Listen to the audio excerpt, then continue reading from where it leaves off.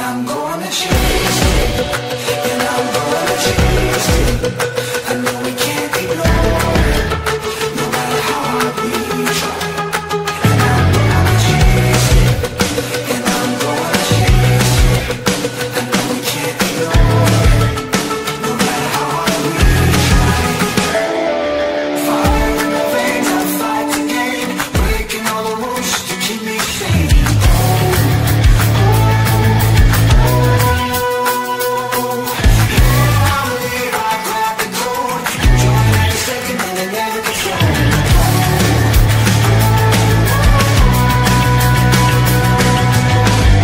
Living the moment till I die. And I'm gonna chase it, and I'm gonna chase it. I know we can't ignore it, no matter how hard we try. And I'm gonna chase it, and I'm gonna chase it. I know we can't ignore it, no matter how hard we try. No matter how hard we try.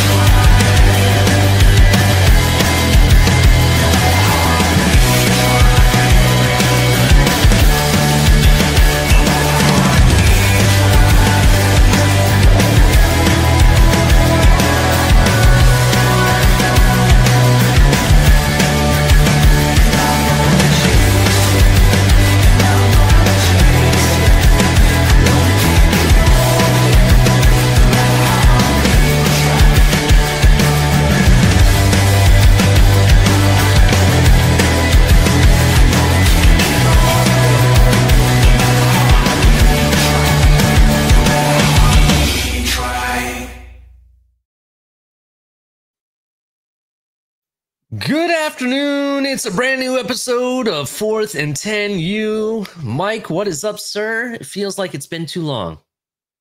Yeah, what's up, man? Yeah, definitely, man. It's Wednesday. Had a great St. Patty's this week. Hopefully everyone had a safe and enjoyable holiday. I did not drink too much, I promise.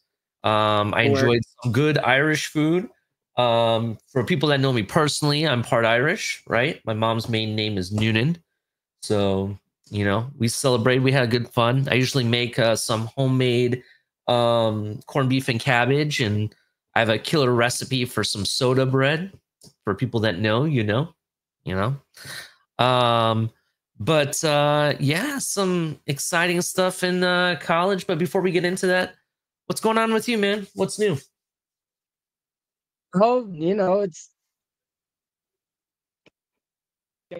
but, yeah. Then I put a massive. It's freaking huge. It's got 5 shelves inside. Can't wait to start using that. Cool. And madness. What was the last thing you had cut out? I'm sorry. I said it's March Madness. That's right. March Madness. Go Yeah, Duke. man. Blue Devils. No. Go Texas. Duke all the way. If people are wondering, I thought you were a Buckeye fan. What happened? Listen, I grew up on college football, Ohio State, but college basketball, Coach K, some of the best to ever play the game came from Duke. Yeah, I'm going Duke all the way. And Cooper Flagg, hopefully he stays healthy. He gave me a scare. Yep. What was it, 2 weeks ago during the ACC? Was it the championship game or was it the game prior? No, it was semifinal. No, it was the quarterfinal. Yeah, it just kind of scared me a little bit. It looked really. Did you see it? Huh? I said, did you see it? Because he came down 4 feet out of the air. And that ankle went sideways. They were not supposed to do that. Yeah, so we'll see what happens. I still root for them no matter who plays for them, though.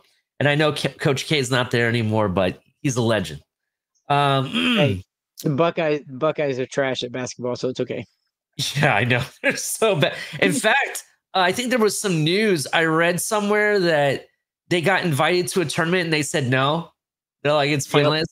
Yep. Yeah. Yep. So, good times. Speaking of college basketball, real quick, since I know this is a college football show, but we're talking basketball right this second. There was a team, and I forget what school it was, and maybe they fired their coach, I guess, right before the tournament, and they just hired a new coach like the day before or so before Oh wow. he's supposed to play. Yeah. I forget what team it was. I read it. I was sitting there like, you just got hired and they're about to play in March Madness. I don't know how that works. So Yeah, that's nuts. yeah. One Relying last on the last assistants, I thing on guess. basketball before we keep it moving. Yeah. How about those Lakers and Luca, man? Hottest team in the NBA. Yeah. Not the I- hottest team. They lost four in a row before they went home. It's true, but I'm sorry, but they're picking it up and they're doing it without LeBron. In fact, the game that Luca wasn't in and LeBron wasn't there, they almost had a really big win against the Nuggets in that game, just with Austin Reeves alone. Who I do agree, for people that are wondering, I do agree with Stephen A. Smith that Austin Reeves is playing like the best third option in the NBA today. Just going to point Don't that out. disagree. Yeah. I'll say this. The Mavericks are the joke of the NBA, and they will be for a long, long time. And I don't know if it's a Luka curse or whatever, but being able to roll into games with only 7 healthy players and having to scramble and find an 8th guy, and not being able to sign anybody because of the luxury tax and everything, it's wild in Dallas right now. Yeah, especially since you guys traded arguably one of the best or the next generation that could be the GOAT, technically, away Yep. for a player that you were expecting to be able to deliver the Mavericks, right? You Hey, guys they just arguably one of the best two-way players in the game also, right? And he goes Yeah. there and it lasts maybe a week, not even a week. no, he lasted 2 quarters. Yeah. I feel bad. I really do, to be honest. Actually, yeah, maybe not. but to be 100% honest, fan to fan, I can see why it would be really bad. I know, as you being a Dolphin fan like I am for NFL, we've felt that type of stuff all the time. So yeah. Yeah, we're going into year 6 of it. Year 6 of it. That's true. I'm going into what, year 35 at this point of being a fan. Yeah. But we You know- got year of the injury. We're year 6 of the injury bug biting the same player. Yeah, that's true. And no Please- shade, no shade. Definitely no shade. But please hit the like button and subscribe if you're new. Everyone in the chat, I know you guys are watching. Hit the like button. We really appreciate it. Also, please follow us on X at 4th and 10U. It would definitely help out to build the channel. As you can see, video looks much better. I've corrected some things. It is something we're building small to let it grow. We definitely would appreciate all of your help. Also, make sure after the show, leave comments in YouTube. Come over to the YouTube side if you're watching this elsewhere. Leave comments. If you have any suggestions or things that you want us to do a lot more of, or hear a lot more about regarding college football, make sure you put it there. Ask us a question. We'll maybe on the next show we'll answer questions. Right? That's what I'm looking for. But as we always start every show, every time we do our recordings and whatnot, it starts with a cause. And does the cleat fit? Well, this one definitely does. And it is really, really dear to me. So people that know me outside of the YouTube world and outside of like the Miami Dolphins community or any of my sports communities, right? Not a lot of people know this unless you know me in person. My mother has MS, and this month of March, there's several causes being brought about. So this one is dear to me because of my mom and her suffering. Just to give you guys some perspective, she is completely bedridden and whatnot, and it's really important to me. So I wanted to make sure everybody is aware of MS and the options that you have to help support causes that are surrounding MS. So with that being said, shout out to the National MS Society. And if you want more information on them, you can go to the nationalmssociety.org. Again, we are not affiliated with them. We are just trying to, give them some spotlight. Shout out to the cause. If anybody knows anybody with MS and they can maybe get help from these, or not just MS, any cause. If they need help in any kind of way, and any of these causes can help them, right? We'd appreciate if you just spread the word as we're doing. And with that being said, I'm about to share a video or a message from the National MS Society. We are a movement by and for people affected by multiple sclerosis. Until we end this disease forever, we will do whatever it takes to accelerate breakthroughs.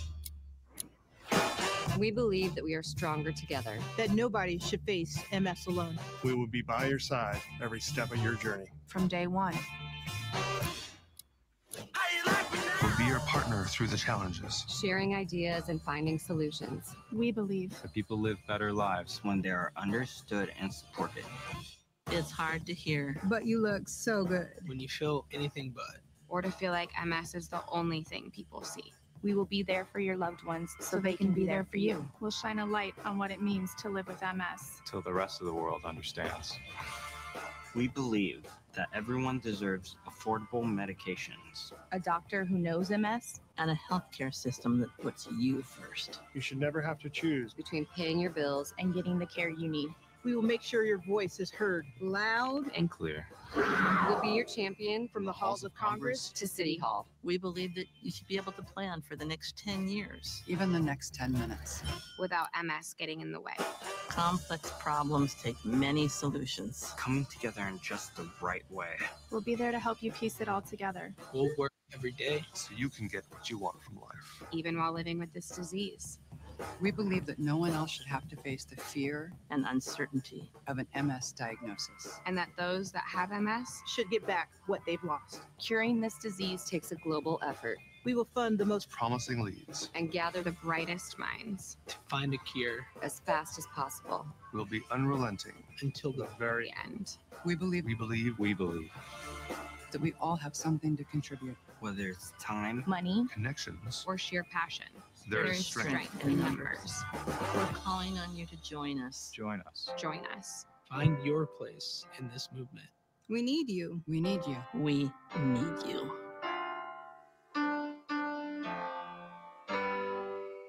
Together, we will create a world free of MS.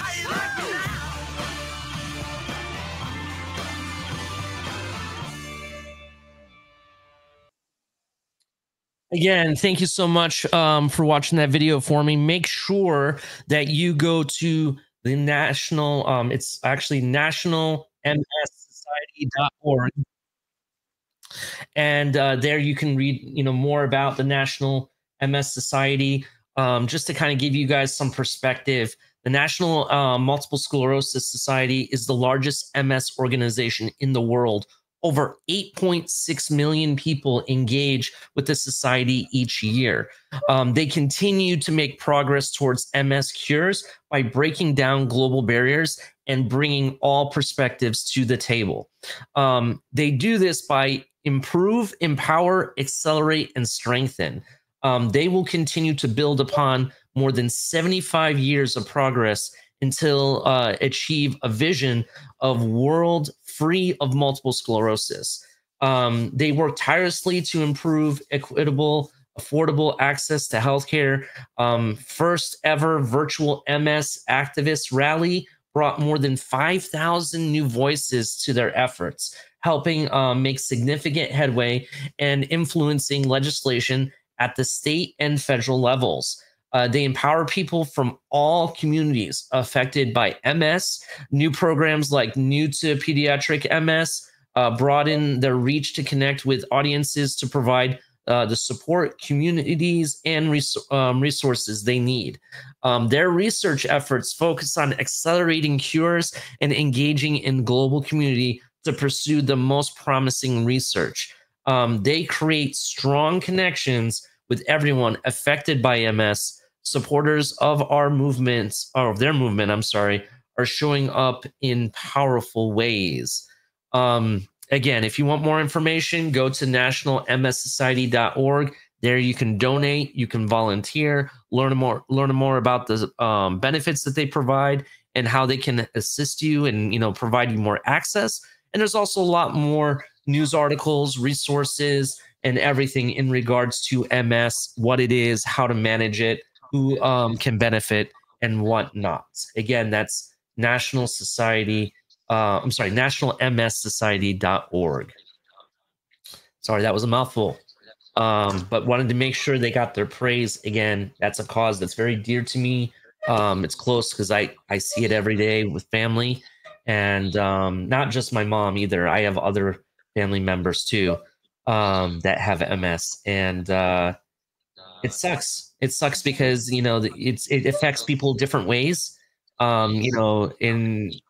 In different, everybody, all of these causes, when it comes to some type of illness or anything, it affects people differently, and you don't know who could get some help from some of these causes. And if you know anybody, just spread the word. That's the best thing you can do, is just spread the word and tell somebody about it. Any thoughts on that, Mike? No, I mean, it's kudos to you, man. I think it's best that you spoke on it, since, like you said, it is something that your family has to deal with. So, yeah, dude, I'm glad you were able to talk about it and bring it up. Thank you. I appreciate it. But as we do here on the network, keep it moving, right? So first up, spring is coming. That is right, ladies and gentlemen. Spring football is on its way. And I would like for some teams. For some teams, that is correct. For some teams, for sure. As the 2025 college football season approaches, teams nationwide are gearing up for their annual spring games, a pivotal period for evaluating talent, implementing strategies, and building team cohesion. As we just had National Signing Day, a month or 2 months ago, we have all these new players, right? And you want to start acclimating them into the program. Spring football is a great way to do that. Here's a kind of like an overview of what to expect, right? Evolving nature of spring games. Well, traditionally, spring games have been an intra-squad scrimmage, offering fans a preview of upcoming season. However, some programs are rethinking the approach. Factors such as coaching strategies, injury prevention, competitive secrecy have led certain teams to modify or even cancel their spring games. Hint, certain teams get caught stealing signs. Yeah, you don't want to put the information out there on tape. I understand. You want the competitive edge. But, for instance, Missouri, to kind of give you an example, Missouri has opted out of hosting traditional spring game this year due to stadium construction and individualized team considerations. I know you and I talked, Mike. I believe Texas has canceled their game as well. Yeah, Sarkisian, he said at 15 practices, he doesn't think it's enough time for the young guys that are coming in to really learn the system and put out a good product on the field. I think it's because they want rest, but that's what he said. Yeah, it's very, very interesting. They may want rest. I have to admit, with the additional college football games, specifically in the college football tournament now, or playoffs, I'm sorry, college football playoffs, there's more games played, more practices. So I do understand, it's only been a month, we'll say like a month and a half since the tournament ended or the playoffs ended. So I do understand the rest. That I completely understand, right? However, some notable coaches have also, may have brought up a prospect that's a little bit different. Notable development this spring is the proposal of inter-team spring games. Colorado's head coach Deion Sanders has been kind of vocal about what he thinks and is asking for change, right? Suggesting that practicing against other teams would enhance competitiveness and player assessment. Sanders revealed that programs like Nebraska, even Texas, Ohio State, Oklahoma, and USC support this idea. Syracuse coach Fran Brown also responded positively, proposing a matchup between Syracuse and Colorado, potentially naming it the biggest spring football event of the year. However, much changes would require NCAA approval as current bylaws prohibit joint practices. I like that idea, Mike. I like that idea, right? I think having Deion Sanders, not Deion Sanders, I'll say, but any team having an Ohio State versus Texas matchup in the spring, or having not even that, it could be a smaller team versus Ohio State. You know, I'm assuming they want to probably run it just like they do a spring game, which is more like a scrimmage, right? It's not full contact. I think joint practices as well as having a scrimmage like that, I think it would be exciting. You know, you could call it a bowl game, you know, like we have like the NFL preseason or even the Hall of Fame game, right? It could be that, you know, it could be college football's preseason game, you know. If you're on the marketing side when it comes to, you know, making money for teams and programs, this is a good way to do it. You could sell tickets, you know what I mean? You could sell more t-shirts, more jerseys, more games. But player side of it, I understand. We're concerned about injuries. We're concerned about player protection, especially if you're a team that you know you're going to try to make a run this year for that playoffs. You don't want to get any type of injuries. So, yeah, you are going to have to go through the NCAA. You are going to have to get rules changed, but you're also going to have to instill specific rules to make sure that the player protection is still there. I would still have them wear the Guardian caps during the scrimmage as well. That, I think, must be a must. What do you think? What are your thoughts? I mean, you took all the words that I was going to say. You know, the injury concern is one thing. It is just like preseason in NFL. It might be interesting if maybe you don't play your starters, but you play the guys that are trying to make the team, and so it's their last ditch audition to earn a roster spot or earn a depth spot on the bench. But I mean, I think, you know, more football is never bad, but with the playoff and the potential for all the extra games for those who make it, I can see both sides of the coin. But I think you're right. And with NIL contracts and all that stuff, you know, the more income you can bring in, the more revenue you can bring in by selling tickets to another game. You know, it's cool. But I miss like the orange and white. I don't know. I think I would miss the tradition of the spring intra-squad matchups more than enjoy watching Texas play a Rice or a Texas State or something like that, Abilene Christian, whatever it may be. I think I don't know. It's just there's so much tradition in the spring games, especially for teams like Notre Dame and Clemson and Ohio State and everything, Scarlet and Gray, all this stuff. Like, I don't know. I'm kind of on the fence of it, but I could come around to it. Like I said, more football is never bad. That's true. And here's the other part of it, though. If it was me, I would want both. I would want the traditional orange versus white or scarlet versus gray or, you know, maize versus blue. You know what I mean? I'd want that, but I'd also want a single like preseason game. You could even line that game up later on, not necessarily in the spring, but maybe as we get into the summer, you know, maybe closer to the season as your one preseason game. You know what I mean? All college sports I don't mean to interrupt you. I'm sorry, but all college sports have some type of off-season program, and I know they also scrimmage against other teams to kind of build up cohesion and competitiveness and acclimate the new players, right? Again, you don't have to have them going full blast. You can be very strict with it. You know, make sure that nobody touches the quarterback. If they make that part of it like two-hand tap, you know what I'm saying? You can do those things, but I personally think that this would be great. It acclimates the younger players faster. It gives you an idea of where you're weak, where you need to improve. And overall, the college performance, doesn't matter if you're University of Toledo or Akron or you're Ohio State, should be better all around, right? Because you're a lot more prepared. You dusted off all the rust and everything. I don't know. These are my thoughts. What do you think?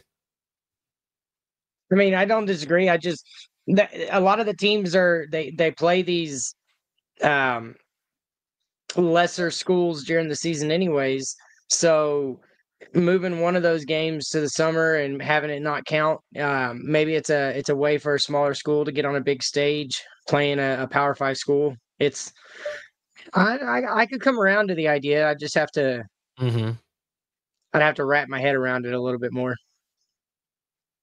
Yeah, I definitely understand that, maybe there's another aspect that I just don't know, and I have to do some more research into it.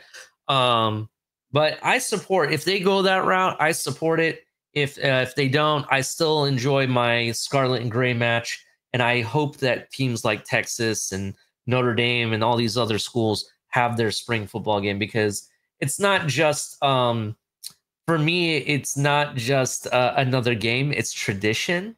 You know what I mean? Yeah. Some of these spring games have become a natural tradition for certain colleges.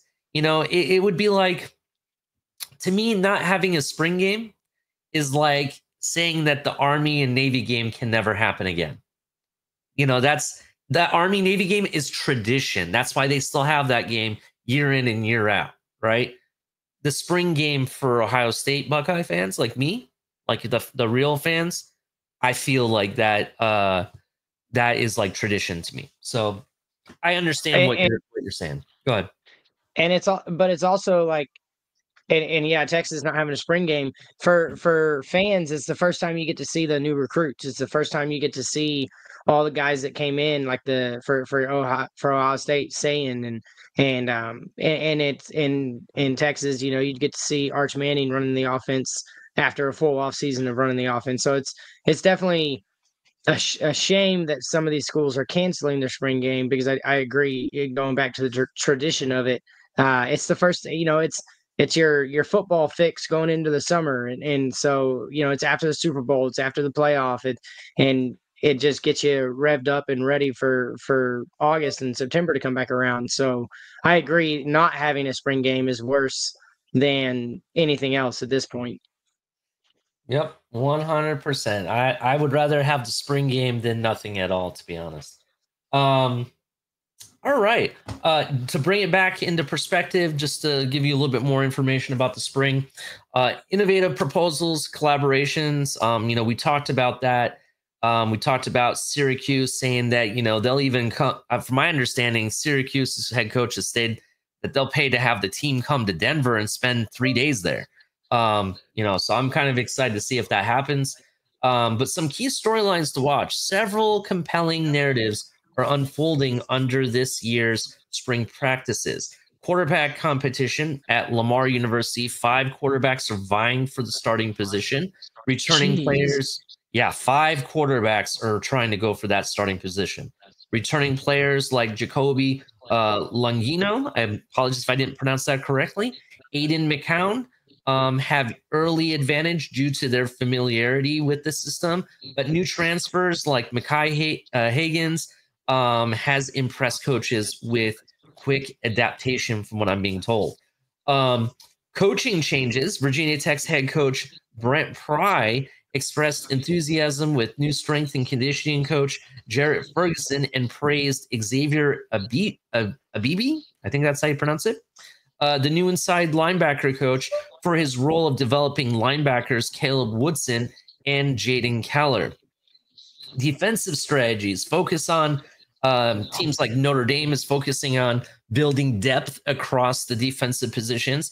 Key players like Gabriel Rubio, Jared Dawson on the interior defensive line, Boubacar Traore, and Joshua Burnham at defensive end, and Drake Bowen and Jaden Osbury at linebacker. So some really interesting matchups and storylines throughout different teams. Those are some notable ones. Notable spring game schedule, right? You have the Alabama Crimson Tide on April 12th, followed by Florida Gators, Georgia Bulldogs, LSU, Notre Dame, the Ohio State Buckeyes, Oklahoma, and Virginia Tech all have their games scheduled for April 12th. April 19th should bring you teams like Arkansas, Colorado, Ole Miss, and Mississippi State.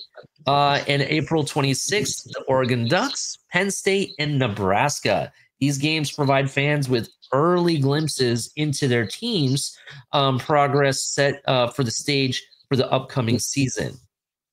So 2025 spring football season is marked by innovation and tradition as teams navigate changes, in practices, structures, and game formats. Fans can look forward to exciting developments with their teams. So it's, getting back into the thick of things, Mike. That's what we do as college football fans. Yeah. Yeah. So spring, I cannot wait. I mentioned a little bit about it last week or 2 weeks ago about the coaching carousel, right? Well, the coaching carousel continues. Let me bring that up here. Actually, let me just find it. Here it is. So the college football coaching landscape has experienced significant shifts recently, with numerous programs appointing new head coaches to steer teams towards success. Here's a roundup of some of those notable hires. And some of them we've already mentioned before, so I'll skip those. Like we already know Belichick took over North Carolina. And we've already, you probably already heard about Rich Rodriguez returning back to West Virginia. So that's kind of interesting as well. But most interestingly, a new hire recently, Byron Leftwich, reportedly joining Colorado's coaching staff. Former NFL quarterback and offensive coordinator for the Buccaneers, is reportedly joining Deion Sanders' coaching staff at the University of Colorado. Leftwich, 45, previously served as the offensive coordinator for Tampa Bay from 2019 to 2022, where he helped the team win a Super Bowl in 2020. While his exact role at Colorado remains unspecified, his presence is anticipated to bolster the team's offensive strategies. Home run hire. You heard it from me, Mike. Home run hire. The man was a great college football quarterback, right? Played for Marshall, right? Goes to, I believe, the Steelers, right? And had like one or two seasons. Now he played for the Steelers too. Brian Leftwich did. Yeah. And in fact, he's infamously, I'll never forget it. He had an injured leg, and the offensive line was carrying him to the scrimmage line every time, right? After play. I'll never forget it. So I have to give it up to that man staying in the game, even though he was injured. And then he, leaves his professional career, becomes a coach, winning organization, goes and wins the Super Bowl with the GOAT. So he has all the experience, right? Now he's heading into a team that I would argue Deion's team, I don't really think, their offense was good, but it was missing something. It was lacking structure maybe, or something. And now he's going to Colorado. I know he's going to have his hands in that offense, and they're probably going to see some of the best offense you've seen out of Colorado, in my opinion. I'm excited for him. I thought he should have been a head coach somewhere by now. At least I thought he would be. So I'm glad that he's getting an opportunity to show his coaching skills at a different level, and we'll see what happens. Maybe some college teams will come knocking on the door and he'll be the next head coach somewhere eventually. What do you think of the hire? I think it's a great hire. Yeah, you bring in. He showed that he has the mind. Granted, it's a grain of salt because Tom Brady's offense is Tom Brady's offense, but he was able to be a part of a winner. And so, in bringing in somebody that knows the NFL game is going to get him better prepared for the NFL. That's not the only guy they brought in too. They brought in Marshall Faulk as running backs coach there too. And so, I believe he's there now, right? Yeah, he's current running backs coach. Was also brought in as well. That's a good point. Definitely.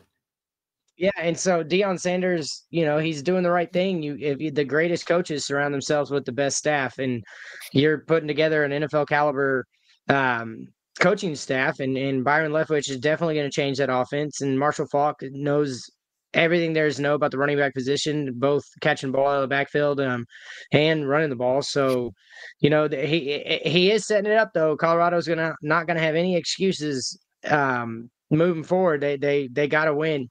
And so I do think I agree with you. It's a home run hire. I think both of them are home run hires, just because I think that you bring as much NFL experience as you can to the college level, and you hope it translates. And Byron, like you said, he's a Super Bowl winner.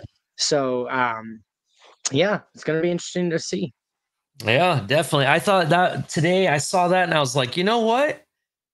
Deion is starting to build his staff. And I do think that this type of hire will have big improvements on multiple fronts. I think it brings more structure to the offense to actually build a scheme out of. In addition, I also think it is good for player attraction, right? Enticing certain talent around the college level, let it be new recruits coming out of high school, maybe it's the transfer portal. I think it's a way to get more personnel to start looking at your school as a possible destination. So I definitely think it's going to be good for that as well. Some other notable coaching carousel conversations. Hey, real quick, back to Colorado. What are your expectations last year? Well, the question is, how good is their next quarterback, right? I don't think looks good. He looks good, right? I have to really sit down and look at, several aspects. How's their defense look? Do they have any decent receivers? I know they lost 2 of them to this draft, right? Arguably their 2 best receivers, if you really want to think, talk about it. So there's a lot of different things. I think personally, that Deion is asking for this intra-team, spring game because he would love the ability to evaluate his talents at a faster rate. Having that game ahead of time can help him making the personnel decisions a lot faster than waiting to the summer to decide, right? So it depends on how you look at it. Also, it helps him figure out roles of his coaching staff as well, right? So my expectation is, I think in the beginning there might be a slight transition, but I think he's proven that he's one of those coaches that he can pick it up and run. You know what I mean? So 10 wins? 10 wins? That's the expectation. That's what I expect him to do. Will he do that? I don't know. I don't know if he will. That's fair. So, back to where I was at. I'm so sorry. News coming out of Syracuse University: Josh Gaddis joins Syracuse football staff. Syracuse University has added veteran coach Josh Gaddis to its football coaching staff. Gaddis is a Durham, North Carolina native. Brings extensive experience, having served as the offensive coordinator for Maryland, Miami, and Michigan, and an offensive assistant for teams like Alabama, Penn State, and Vanderbilt. That's a big resume. Having those teams on your resume, that's something to be said. His addition provides depth in the offensive coaching lineup, especially with current offensive coordinator Jeff Nixon, potentially attracting offers from other programs. So they're lining up their next guy while their guy's already there still, right?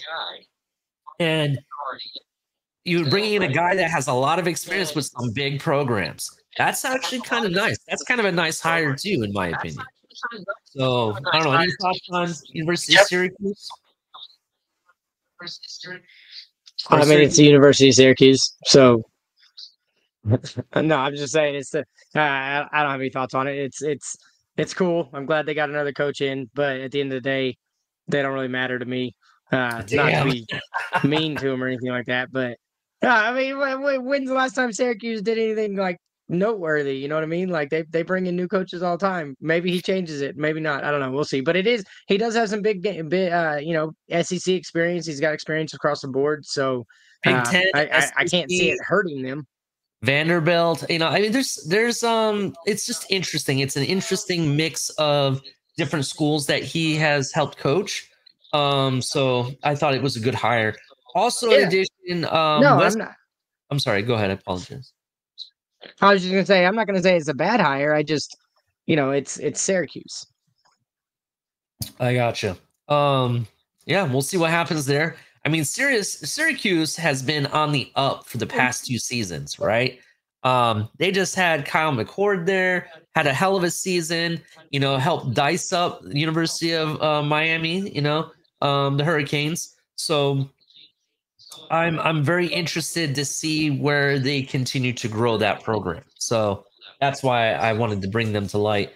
In addition, there's there's 2 other coaching carousels we'll just talk about really quickly. Darian DeVries departs West Virginia for Indiana, right? After a single season at West Virginia University, Darian DeVries has accepted the head coaching position at Indiana University. Succeeding Mike Woodson, DeVries led West Virginia to a 19-13 record, including significant victories over top-ranked teams. His move to Indiana signifies a further advancement in coaching career, while West Virginia's athletic director, Wen Baker, will need to find his replacement. Very interesting. What else? Is there another coaching hire here that I found very interesting? John Holt appointed the offensive coordinator at Southeast Missouri State. Southeast Missouri State has hired John Holt as the offensive coordinator and quarterbacks coach. Holt previously served as a head coach, offensive coordinator, and quarterbacks coach at Lakewood High School, leading the team to a successful season. His appointment aims to enhance the offensive capabilities of Southeast Missouri State's football program. These are just some of the changes. I figured I'd keep moving around the coaching carousel as news comes in. How's it going, Mike? I was good. I was curious if that was Lou Holtz's son. Actually, let me look into that. I don't know if that is. No, That's it's not. you Well, checked? I don't know. His son's name is Skip. Skip Holt? Skip Holtz, yeah. Yeah, damn. Okay. I mean, he is a coach. I don't know where he coaches at. Let me see. Birmingham Stallions of the United Football League. Yeah. Birmingham's been there forever. They've been there forever. Yeah. Isn't that part of like the XFL United Football League, like the merger? Yeah. Yeah. I think they are. I think that is the big merger. Yep. Yeah. They've been there. If you ever want to find out an interesting story or read an interesting story, read up on the United Football League and the USFL and their history and everything, and how it intertwines with the other leagues that we've had, like NFL and XFL, and very interesting stuff. Very interesting history. It's been a payday. I need to bring that. Go ahead. I'm sorry. No, you're good. I was gonna say they need to bring the Canadian Football League back, but go ahead. The Canadian Football League. Well, originally I thought CFL would have a deal with the XFL, but it ended up being USFL that said we'll take the deal. So we'll see. Yeah. So it's been a payday for college football players. Is EA, and this is the big question, is EA paying players with a bag of beans? Okay. In a significant move evolving landscape of college athletics, EA Sports has announced an increase in payments to college football players for their participation in upcoming College Football 26, which I cannot wait to buy. I have burned a hole in my College Football 25. I'm just going to point that out. Each athlete will now receive $1,500 for the use of their name, image, and likeness, NIL. A substantial rise from $600 offered in the previous installment of College Football 25. So they are getting more, right? But beyond the direct payment, players will also be granted a deluxe edition of the game, and select athletes may earn additional income through promotional activities associated in the game's release. In the previous edition, over 14,000 players opted in, with nearly 11,000 featured in the game, making it one of the best-selling sports video games in the U.S. Development in part of a broader shift in college athletics, where athletes are increasingly able to monetize their NIL rights. The change gained momentum following the 2021 Supreme Court decision in the NCAA versus Alston, which challenged the NCAA's restrictions on athletes' compensation. Subsequently, the NCAA adopted interim policies allowing athletes to profit from their NIL, leading to new opportunities such as participation in video games and endorsements. So, crazy news. The increased payment in EA supports addresses previous criticism regarding the adequacy of compensation. In College Football 25, the $600 payment was deemed low by some experts, leading to discussions about fair compensation for athletes whose likeness and contribute significantly to the game's authenticity and appeal. I agree with this. $600 is a low ball, bro. You know what I mean? That's just low. And $1,500, in my opinion, this is just my opinion. $1,500, in my opinion, is a little low as well, right? It's just my opinion. I'm just curious, and I'm checking it right now. I'm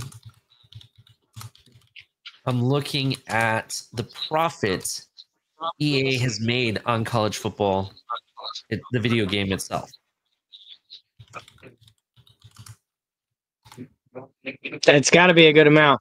I mean, people waited decades for it to come back. Well, these are some early numbers. So net income for 3 months that ended September of 2024 was 294 million, right? Compared to the $399 million in Q2 of 2023. Net booking totaled, right, 2.08 billion, right? Which is a rising 14% year over year. So they made over $1 billion off of this game already. You see what I'm saying? So yeah, that being 1,500. Yeah, and kind of low to me. That's just me. Well, 600 for the 11,000 that were featured is 6.6 million. If you take the 1,500 times the 11,000, that puts it at 16.5 million, which doesn't even cut into a fraction of what they've made. So I agree, it's definitely low. So let's say they raise it up to like $5,000, and you said there was how many? 11,000 people? Yeah, 11,000 were featured. So if you do 5,000 times 11,000, you're getting 55 million, which still isn't much. I mean, you're gonna have to, if you want it to be worth, I don't know. Eventually, if you're gonna want it to be worth it, you're gonna have to pay him $1 million easy. Because that's still only 11. I guess $1 million. No, I mean, I guess 100,000, something like that. If you do 100,000, so let's see what that looks like. 100,000 times 11,000 is 1.1 billion. So I guess 50,000, something like that, would be a good number. But the reason I think people wanted a college football game back for decades. They were waiting for EA college football to come back, and now these kids are playing with themselves. So I mean, I don't think it's about the money for them. I think they just want to be involved in the game. So whether we think it's low or not, you could pay them $500. They're probably still going to say yes, just because they get to see themselves on the screen. as a college player instead of, because you only get, what is it? You got 7 rounds of 32. So it's at 234 picks or something like that in the NFL draft, not including compensation picks. So getting to see their name and getting to play with themselves on a game, I bet it's worth it for them. They're all kids still. It's not like they're grown adults yet. They're still in college. So, yeah, I do think it's low. Don't get me wrong. But at the end of the day, I don't think they care about how much it's making. I think how much they're making on it. I just think they're excited to be a part of it. Yeah, I get you. I completely understand that. I guess for me, it's just that, being the fact that I saw numbers that they made over $2.8 billion off of the game, right? That tells me that there's a lot of money still on the table.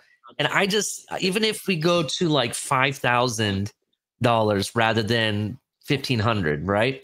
We verified it's like 55 million.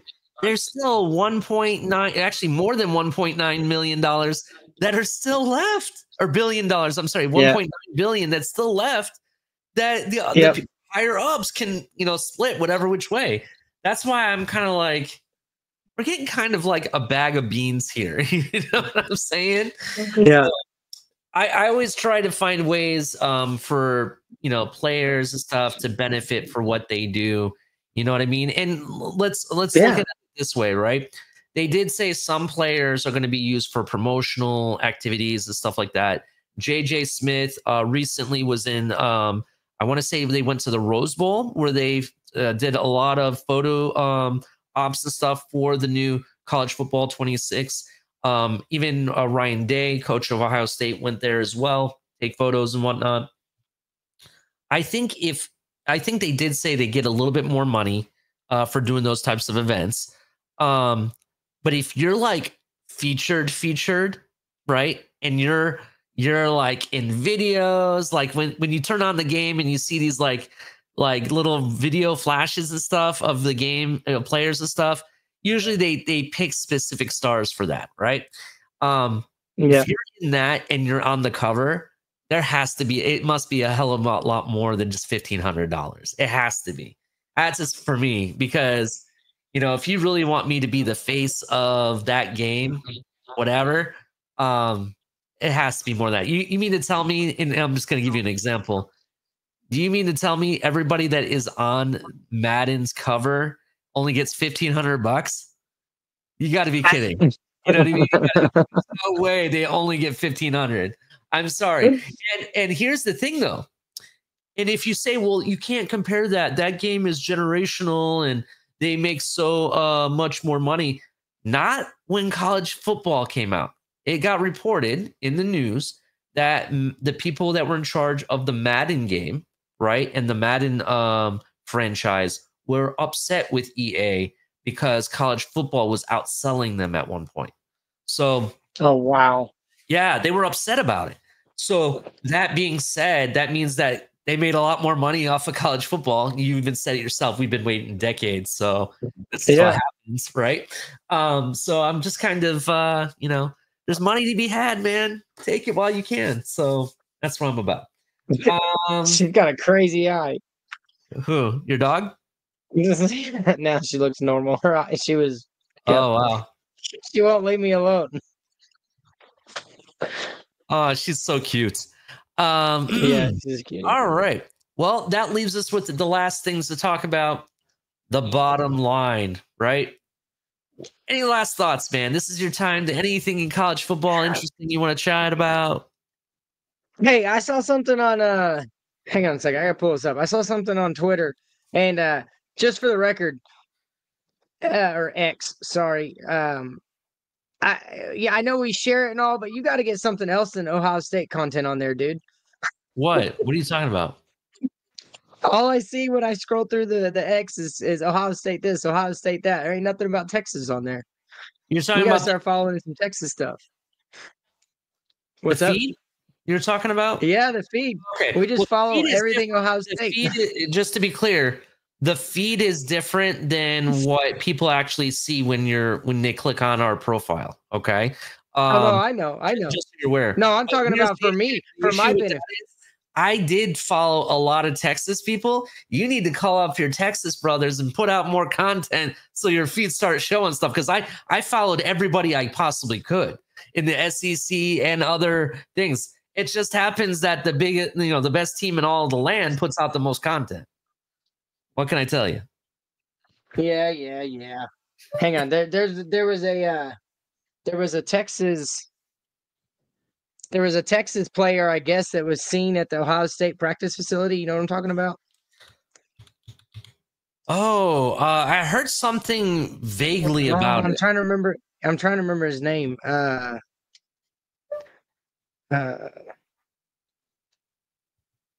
Seen at Ohio State. I do want to say, did you see Jalen Milroe's 40? I heard he was fast. I heard he got clocked at like 4. Go ahead. 4.37, bro. That's the official time? Yeah, 4.37 for a quarterback. Yeah. He gonna be switched to wide receiver. Listen. Jalen Milroe, and we talked about college quarterbacks on the College Quarterback Show. Jalen Milroe is a freak athlete, right? He can throw the best deep ball you've ever seen in your entire life, right?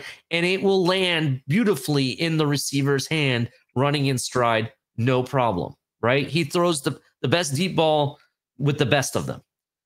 What he lacks at is the intermediate throws from the 0 to 10 yard line, right? And I personally think, and others have said this, I've heard other content creators talk about this, right? And I agree with it because you can see it in all of the video that you can watch about him. It has to do with his stance and footwork. That's what it has to do with primarily. If you can get a QB coach or a QB guru and take him to a QB school, like I know John Beck has one in Cali, and coach the heck out of them for a summer, those intermediate throws will become better and better and better. And I think there's something to work with. I know a lot of people might want to compare him to Anthony Richardson. I do think that he could be a much better version of Anthony Richardson. But he has to get his throwing mechanics and especially his stance coming out of the snap much better so he can start accurately throwing his intermediate throws. Deep ball is not a problem whatsoever. I'm not worried about it.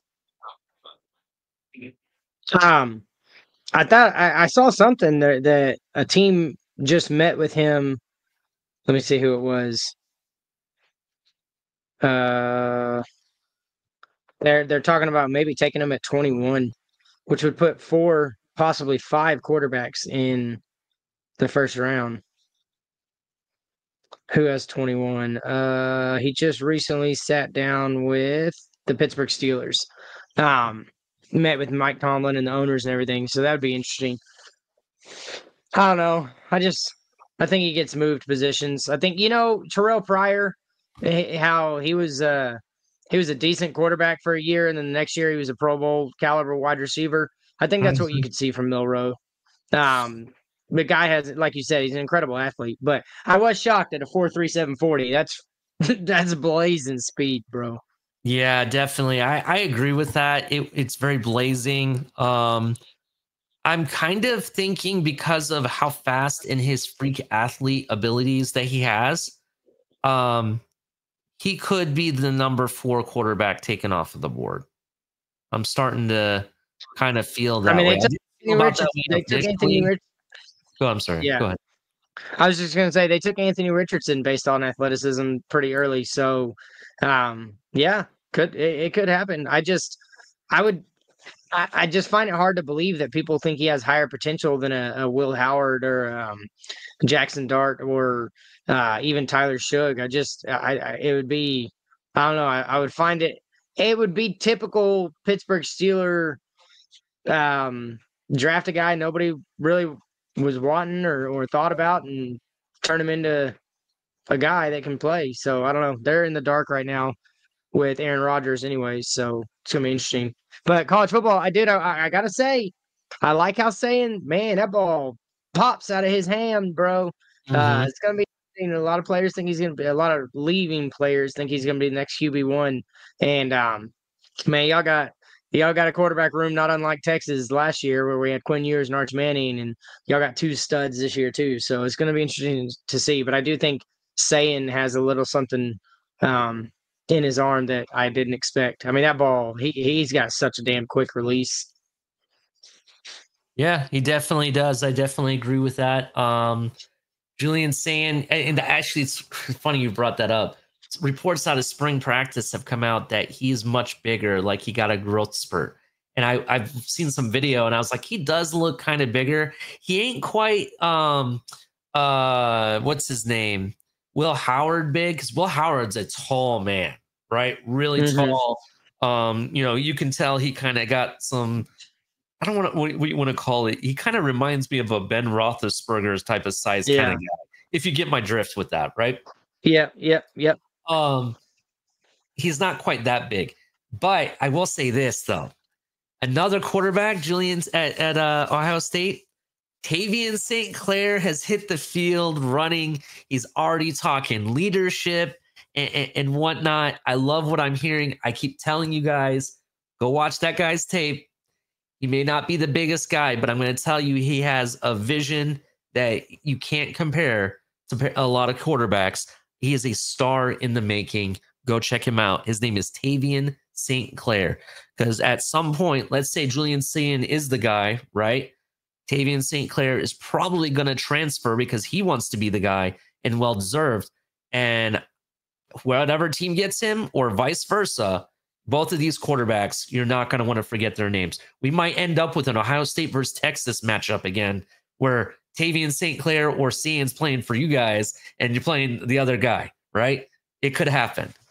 I mean, just remember what happened with Joe Burrow when he went to LSU. You know what I'm saying? Hey, why don't you update the fans on your whole Michigan take?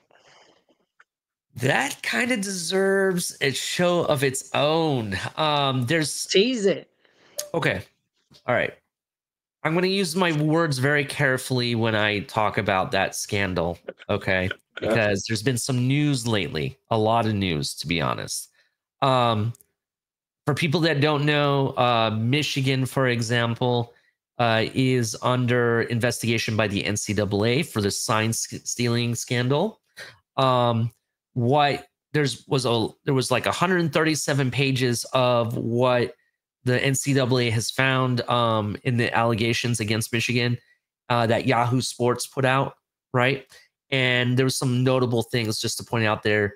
Michigan's new head coach, he deleted like 48 texts from a certain suspect that was part of the Michigan program, and claimed the reason he deleted them was because he was so mad that someone at his college would actually, do that to their program and whatnot. But those texts were recovered, and he was very well aware of what was going on, right? So you can't make this stuff up. What else is being accused? So they found 47 instances of in-person cheating, sending out third-party or even people within the organization. According to a certain person, it was family and friends just giving tickets away so they can enjoy football, right? But they found 47 instances that they have found of cheating. Michigan is trying to claim that it's only like 8. Only like 8. So my question was, and I'm going to put out a whole show of this, breaking this down and giving you my full take. Is Michigan starting to admit to what they did? That of all the scandal, right? Are they admitting fault, right? Here is the other thing that's outside of that report, and there's a lot more. Like, there's a lot more detail that I'll have to break down in its own show. But another thing, and this is getting reported by other content creators. I'm not going to say this is factual, so I'm just going to say allegedly, right? That's the word I'm going to use. Allegedly, Michigan has turned to start to negotiate with the NCAA. Their first offer was a 1-year ban, supposedly, right? The NCAA said no. And what is being said is that the NCAA wants vacated wins, including a ban. So we'll see what happens. We'll see. But I will have. Go ahead. I'm sorry. Go ahead, Mike. Go ahead. I was just gonna say, you and I've talked about it before, but this is quite an opportunity for the NCAA to grow a backbone again. And I believe there's going to be a lot of eyes on this punishment that's handed down, because if it ain't very harsh, I'm not saying death penalty harsh, but if it's not the hammer coming down, you have a lot more teams trying this. Yeah, I'm going to tell you straight up. First of all, the NCAA, it's not a matter of will or whatever. It's a matter of they need to. They need to put the hammer down to show that they're still the backbone of the college world. If they don't, teams are going to take advantage. And at some point, you might ask, what's the whole point of having the NCAA? Right? They might figure out a way out of the whole bylaws of being part of the NCAA if you don't actually put the hammer down. Right? That's number one. Number two, and this is the reason why I think they have to. This wasn't a matter of seeing a certain play or whatever, right? This was a matter of messing with the game's integrity, right? We teach our children about integrity, always tell the truth and whatnot. Don't cut corners. This game was built off of working hard, hustling, dedication, honor, all of those things, courage, strength, right? You messed with the entire integrity of the game with that scandal. I don't see how you don't get a death penalty or vacated wins and a ban and everything all at once. I don't see you. It has to be more than just some fines and you get 1-year ban. It has to be more. You have to hit the hammer down for a long lasting punishment to serve as a reminder to everyone, no one is above the game, right? And that's all I have to say about it. It doesn't matter if it was that team up north. I don't really care what team it was. It could have been the team. I agree. It could have been USC. It could have been Arizona or any of the teams in the college football playoff. It didn't matter, right? To me. Yep, I agree. Any of those teams did this, I would be saying the same exact thing. I'm sorry. I've seen some, you and I have talked about the pro level, right? We've seen some cheating there, specifically with a team that plays in our division of a pro team that we like, the Miami Dolphins, obviously. And that looks like child's play compared to what Michigan has done, right? There's proof that this individual that was working for the program was caught wearing another team's uniform on the other team's sideline. That's how far they went, right? I'm sorry, bro. That is messed up. I've never seen anybody do that ever. You know what I'm saying? No, yeah, it's nuts. It's nuts. I promise you, as a fan base, I am going to do a full breakdown show that starts from point A to point Z, explaining everything that went down, all of the allegations, what is factual, what is not, because there's a lot of false narratives being going about this scandal, right? To the point that radio shows were making jokes, right? And real media people, right? Real media people in the media were taking those jokes and writing stories as if they're true, gaslighting fan bases and whatnot. It's gotten kind of crazy. I'm not that type of person. That's why I use the word allegedly. In addition, I want to make sure what I say is factual based on what is being reported. That's why I told you about the Yahoo report, for example, right? So I promise you will have a full show. It'll probably be an hour and a half long show. Me and Mike probably will go live for it or something. We'll definitely plan that out because I have a PowerPoint presentation with a lot of it broken down that we'll be presenting as well. Real quick, some news. And where's my phone? I saw this earlier. I wanted to bring it up. The transfer portal is starting to heat up again. Some certain players that you know, I thought they would stay with their team have went ahead and you know, decided not to stay at their team and decided to hit the transfer portal again. There's a receiver, and let me find him. There's a receiver that's highly rated. He was considered one of the top 10 transfer portal players at one point before he removed himself from the transfer portal. He's back in the transfer portal again. He's played for the Red Raiders. Let me find him real quick. Texas Tech. It's in your backyard. Well, it's basically Oklahoma. Oh, basically Oklahoma. Yeah, it's right on the border, isn't it? Because Oklahoma's not far. Yeah. Yeah, love it. Here it is. Can you move? Oh, thank you. Yeah, Micah Hudson, wide receiver, is re-entering the transfer portal after a brief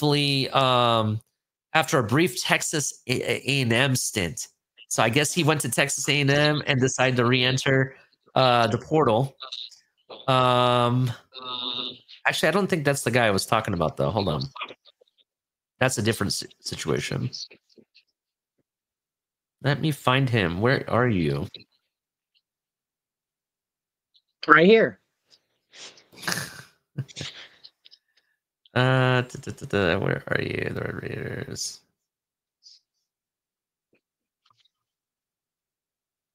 Oh, he did play. Never mind. That is the same guy. I thought it was a different guy. So it is the same person. So yeah, he re-entered. He was a former 5-star recruit. Officially entered the transfer portal. So teams looking for wide receivers, aka the Georgia Bulldogs. I know you guys need a receiver. That might be a team to look at. You don't? No, Texas is loaded. No, Texas is loaded, bro. I know. That's why I said Georgia Bulldogs. Good. Yeah, for sure, Georgia. Did you see Ryan Wingo? Apparently, he was pretty much playing blind last year, and he had cataract surgery or something. But he had laser eye surgery, and now they said he's a different player this year. Man, I can't wait to. I just need college football to get back. I'm so excited for next year. Yeah, definitely. Stay tuned for Number the next. 5 is gonna tear Ohio State up. Number 5 is gonna tear Ohio State up. I don't know, bro. I don't know. We still have one of the better defensive lines in college football. We got 2 running backs, in this year's that are rookies. Bo Jackson and Turbo Rogers, right? These guys are super fast. I'm excited for them. But the running back that we got out of West Virginia, I believe it was West Virginia. Donaldson, I think is his last name. I saw pictures of him at spring practice, bro. That guy looks juiced up, bro. He looks big. And I'm like, bring the power running game. Bring the power running game. I'm excited. And come on, bro. We have the best receivers, right? And we even got some receivers out of this draft, signing period that I think are going to really contribute right away with JJ Smith and everybody. And I'm going to give you this name. Hold your thought real quick. I'm going to give you this name. This last thing I'm going to say about Ohio State for the rest of this show. There is a corner that I think is the next shutdown corner, the next Sauce Gardner, if you will, even better than him, right? Devin Sanchez. Don't forget that name. Devin Sanchez, that kid. I cannot wait. He looks like a grown man against these freshman players and whatnot. He already looks like he's been in the program for 4 years. Definitely Devin Sanchez. Don't forget his name. Go ahead. Don't sleep on Texas, and I'll bet you $100 right now that Texas beats Ohio State. I don't want to take your money, bro. It'd suck. We're supposed to go to the game, and I'd be $100. $100. I'm shaking. Yeah, $100. Texas beats Ohio State. Done. Okay. All right. We'll see. Where's the game at? It's in Ohio State this year, I believe. Columbus. That's right. We'll see. Hey, last time Texas went to Columbus, they beat y'all. So we'll see. Yeah, we'll definitely see. Man, what a show, man. We're already making bets and $100 on the line. I'll pay my bet, I promise. I'll pay it if I lose. Oh, I will too. I just don't think I'm losing. I don't think I'm losing. I'm trying to see if we can make it happen to go to that game. And we're gonna be live, and you're gonna be handing me money. That's what's gonna happen. Because we're gonna be live, and you're gonna be crying because your team is getting waxed. Okay, we'll see. We'll definitely see. But something I learned a long time ago: don't hatch your eggs before you have them. Okay, so it's the best. I'll go on record saying next year's Texas team is the best team ever in a Texas uniform. Yeah. Period. So one last thing before we end the show, and we're going to talk about a quarterback, though, right? Carson Beck, right? Carson Beck transferred from Georgia to Miami. What a joke. People are saying, and this is coming from NFL GMs and scouts, him leaving Georgia to Miami was a red flag. Like, they don't think it was a good idea. I understand why he left Georgia, because supposedly they didn't have the receivers that he really needed to really show off his talents, right? So he ended up leaving Georgia to go to Miami, which I would argue Miami doesn't have the receivers that you need either, right? So it didn't really make sense. I guess maybe he wanted to follow the Cam Ward type of situation, thinking he'd walk into the same thing. And so far, everything I hear out of Miami, it's been horrible. He's already gotten his car stolen, broke up with his girlfriend. She went on social media. It's pretty bad, bro. To be honest, he might as well just left for the NFL. I'm point out. There's a report. I agree, but there's a report out that Miami, some people involved with the Miami organization paid his girlfriend to not break up with them until he transferred. And then there's a report that he should just go date her twin. So whatever. Carson Beck made a terrible decision. Oh man, yeah. Oh no, that's horrible. I'm sorry. It's a terrible situation, dude. But that's some stuff. Damn. But yeah, all I know is if I had her for a girlfriend, you damn sure wouldn't be seeing me cheat on her. Yeah, that's true. Man, you can't. Hey, great show, bro. I'm seeing reports of the twin right now. I told you, bro. Oh my lord. I don't say anything that I don't read, so that is crazy. Oh my god. Let me ask you this. Is this the next Johnny Manziel? Man, I don't know.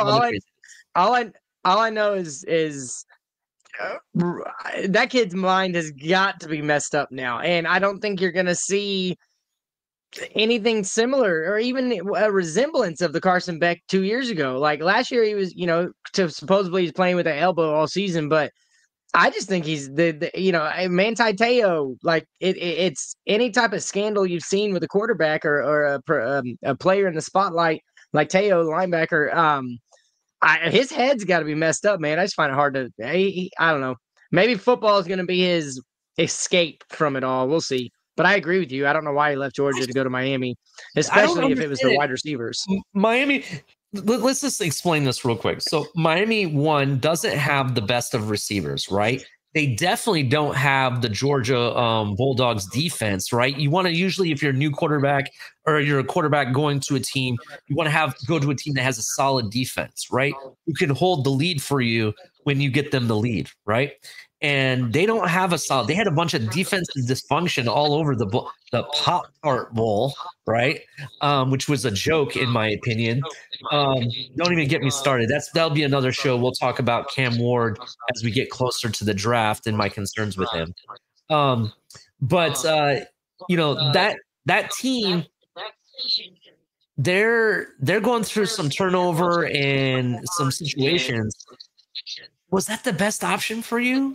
I don't know. I thought there was much bigger programs Carson Beck could have went to that were much better options. Maybe he just went there because it's South Florida. He went there. He went there to be with his girlfriend. I'm telling you, bro. Anyways, but yeah, great show, bro. Look forward to the next one. Definitely. Well, with that said, everybody, make sure you hit the like button. If you're new, subscribe, turn on the notification bell, follow us on Twitter, and we really appreciate it, everybody. With that, you all have a great night.